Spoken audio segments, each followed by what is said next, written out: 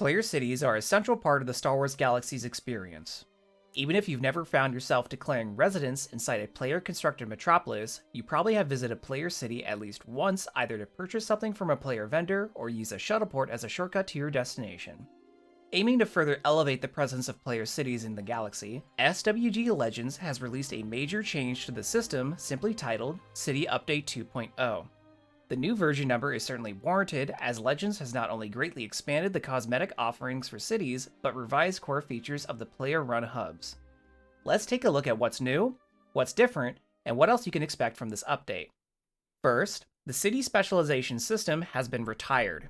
City specializations allowed mayors of rank 3 or higher cities to select one benefit from a list of several that apply to all player characters inside that city's limits, regardless of the player character's resident status. For example, a city with the Research Center specialization would confer a 15% bonus to experimentation phases to anyone crafting inside the city's limits. Another example is the DNA Laboratory specialization, which would reduce incubator cooldowns by 3 hours for all Beastmaster incubators inside the city. Replacing city specialization is city expertise. City expertise is separate from a character's profession expertise. This means that you won't need to sacrifice points from your character's build in order to use city expertise. Like the old city specialization system, city expertise becomes available for a city at rank 3. Mayors of rank 3 or higher cities can head to their city hall and use the city management terminal to view and modify their city's expertise. City expertise offers a similar experience to profession expertise. Mayors can allocate points to unlock benefits for the city and its residents. The number of points available to spend is dependent on the rank of the city. Rank 3 cities have 10 points available. Rank 4 cities have 20 points, and rank 5 cities have 30 points. Currently, there are no other ways of earning additional city expertise points outside of increasing the city's rank, making 30 points the maximum any one city has available to them. City expertise trees have the same progression requirements as profession expertise. In order to lock benefits in the second row from the top, at least 4 points need to be committed to the same expertise tree. This progression is the same as profession expertise trees, with benefits in the third row requiring 8 points, fourth row requiring 12, and the bottommost row requiring 16. Some benefits may have the requirement that a prerequisite amount of points must be spent in another box before points may be committed to that benefit. For example, 3 points must be committed to the Improved Commerce benefit before a mayor can allocate points to the Manufacturing Center benefit, despite both being on the first row of the expertise tree. City expertise consists of 2 expertise trees containing 44 unique benefit boxes in total. A mayor would need over 90 city expertise points available to them if they wanted to unlock every benefit for their citizens.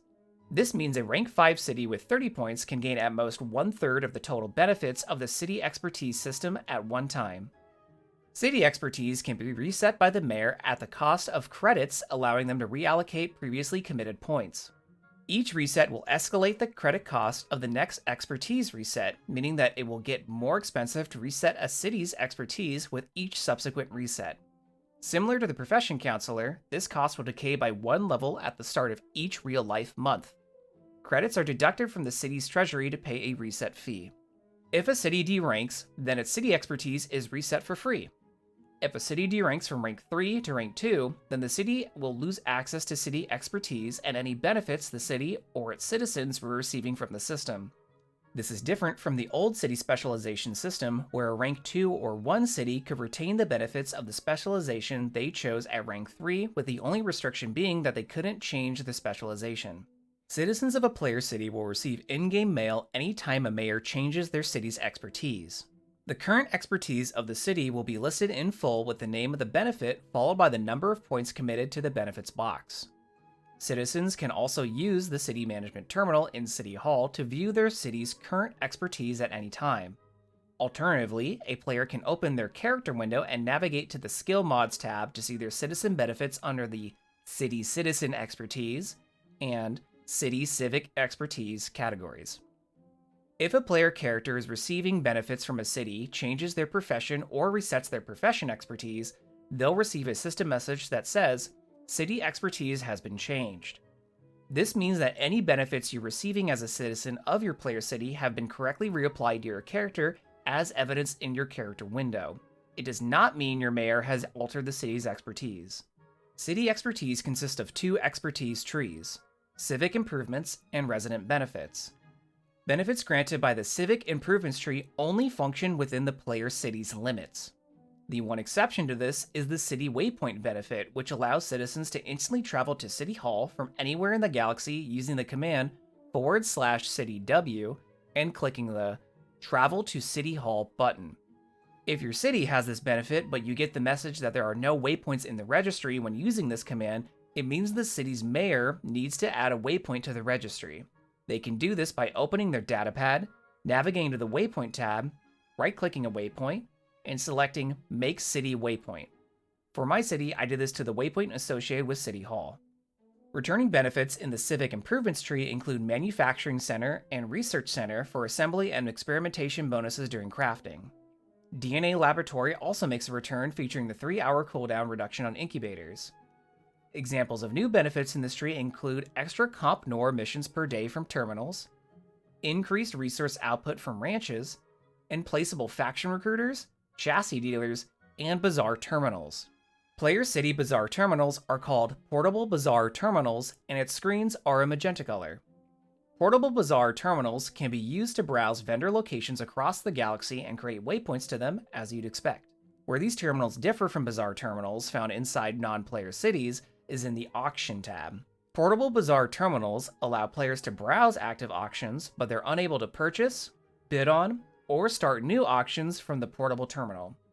If you see an item on the Auction tab you wish to purchase, you'll need to travel to an NPC city and use the bazaar there to do so. The second City Expertise tree, Resident Benefits, has benefits citizens can utilize anywhere in the galaxy. For example, the increase to harvester yield applies to extractors placed anywhere and not just inside the city's limits. Benefits from this tree vary in theme and focus on rewarding certain types of play. Here are some examples of benefits you'll find in this tree. Increased rates of Restus combinations, space duty, invasion, or flashpoint tokens. Increased experience or GCW point rates. And increased hand sample, harvester, and asteroid mining yields. For more details on the specific benefits players can receive from City Expertise, visit the SWG Legends Expertise Calculator and select City Expertise from the drop-down menu. A link to the calculator is in the description of this video. Mayors and militia members will notice some changes to zoning rights with this update. First, the time a player character retains full zoning rights has been reduced to 60 minutes, which is down from 24 hours. Zoning rights can still be revoked before this time has expired. 2 new zoning types have been added: Commercial and Harvest zoning. Commercial zoning allow a player character to place both factories and harvesters inside a city. Harvest zoning only allows a player character to place harvesters. Both Commercial and Harvest zoning last for 6 hours and can be revoked early. Storyteller zoning rights are unchanged and still last for 24 hours unless revoked earlier. Mayors can now assign militia members specific city-related permissions using the Manage Militia window at the City Management Terminal. If they double-click on the militia member's name, a new window will appear listing all of the possible permissions the member can receive. These permissions include Permanent Zoning, Grant All Zoning, City Mail, Place Terminal, Place Decoration, City Ban, and Recruit NPCs. Recruit NPCs is new and refers to placing factional recruiters or a chassis dealer if the city has unlocked the ability from their city expertise. It is important for mayors returning to the game to note that existing militia have not been granted any permissions retroactively. You'll need to log into the game and assign them permissions before they'll be able to continue to help manage your city. A quality of life change players may appreciate is that characters no longer need to be online or nearby the city management terminal in order to be added to a city's militia. Over 120 decorations have been added to the game. Many of these new decorations can be immediately crafted by structure traders using a structure crafting tool and a private crafting station. Currently, the decorations are organized under the Installation tab under the Generic Item category. Some of these schematics incorporate drop-down menus in the last stage of crafting, offering even more styles than you first might expect. Schematics for additional decorations are dropping as loot from NPCs throughout the galaxy, which so far appear to include city signs and tents. Note that the new decorations often have a planetary restriction when it comes to placing them around a city, so don't expect to see the sandstone walls of Tatooine lighting a city hall on Corellia. Interior designers should also be excited for these new additions, as many of the new decorations can be placed inside player structures. Arches, columns, and walls should open up a lot more possibilities, especially since they can be rotated and moved like any other piece of furniture. Buildings, similar to those you see in non-player cities, have also been added as decorations. They're placed like gardens, using the housing system to find suitable terrain and rotate them, and serve a similar purpose in helping vary your city visually. Some of these new buildings are quite large and can be demanding in terms of space, so cities with hilly terrain, or already full of player structures, may find it hard to make use of them. Just like those found in non-player cities, these buildings cannot be entered and are only for display. There are a few tips and notes I want to make about the new decorations before moving on in this video. First, unlike city gardens, these decorations cannot be renamed once placed in your city. If you want them to have a specific name, it must be done during the crafting process. Most of the decorations can be manipulated with the /rotate and /move commands. The buildings I mentioned earlier are one exception, since they use the structure placement grid. Another exception are the road textures, which can only be rotated. Decorations typically only rotate on their yaw axis when placed in a city. This means you can't lay a wall parallel to the ground or turn a bridge on its side. Some restrictions on a character's action exist depending on their current state. For example, it seems you can't place decorations while swimming. Similarly, you can't rotate or move decorations while mounted. I'm happy to report that decorations can be moved over and even into water, allowing you to create functioning bridges. Decorations won't negate all terrain effects on a character though. For example, crossing a player-placed bridge that spans deep water will still confer deep water's movement penalty to the character. The politician subprofession has been reworked with this update. Politician ranks have been reset, and characters no longer gain Master Politician by declaring residence in a structure. Instead, they'll need to visit Mayor McDaniel Gorant in the Mos Eisley City Hall to start a series of quests which will progress the character through the ranks of Politician all the way up through Master. Characters who were mayors of cities when City 2.0 release retain their Master Politician rank. Completing the Politician quest series is optional for them. At least 2 new collections have been added with this update: Citizen and Mayor collections. To complete the Citizen collection, a character will have to declare residence in a player city once, vote in player city elections 10 times, and pay travel tax upon purchasing a travel ticket from a starport or shuttleport 25 times. Voting in city elections can only be progressed once per election cycle, and the travel tax collection once per 24 hours. Completing the Citizen collection awards the character with a title.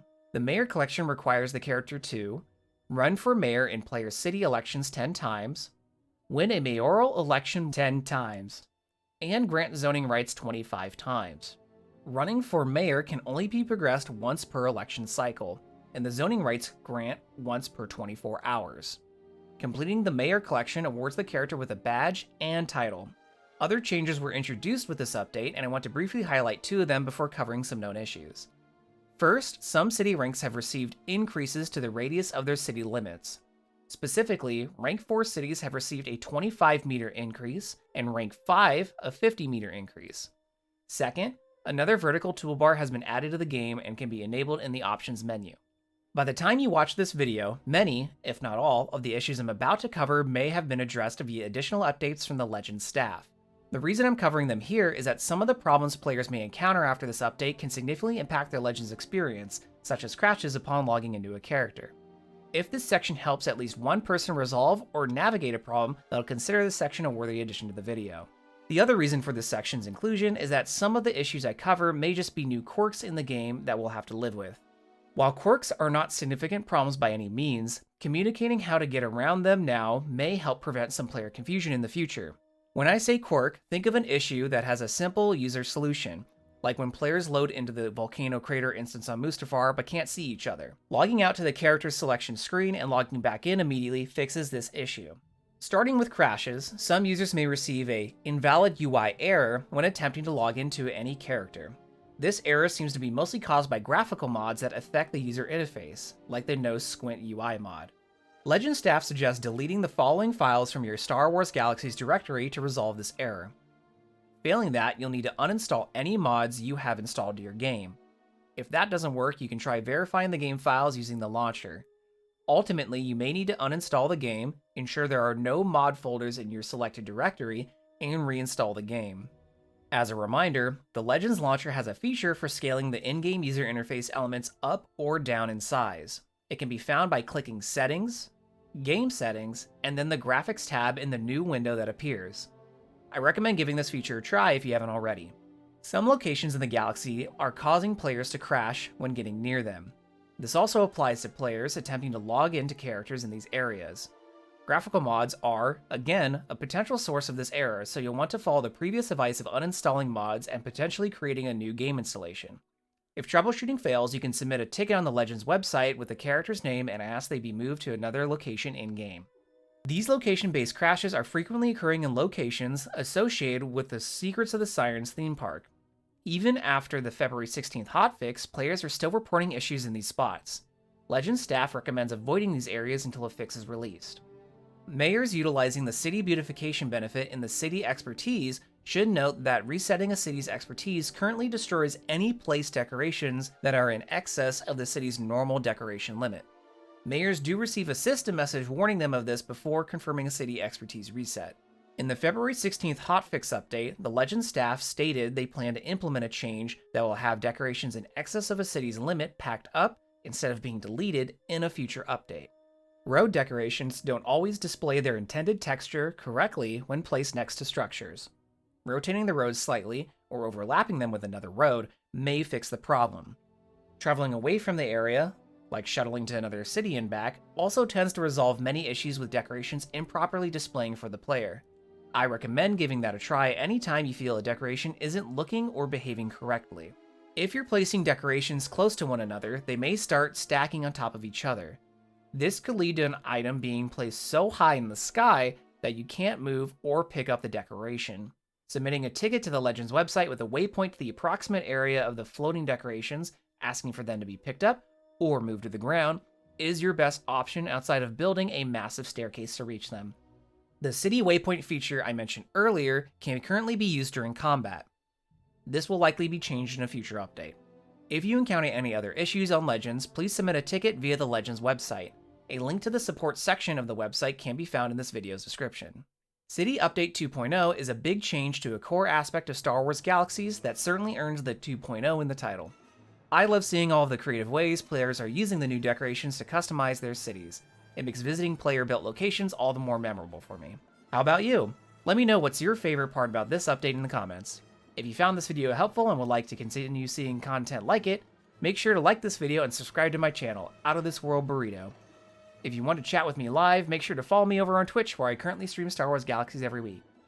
Special thanks this video go out to everyone who has ever been a resident of the player city of Semena on Corellia. Without your support, I wouldn't have been able to check out all the new features from a mayor's perspective. Until next time, everybody, stay hungry.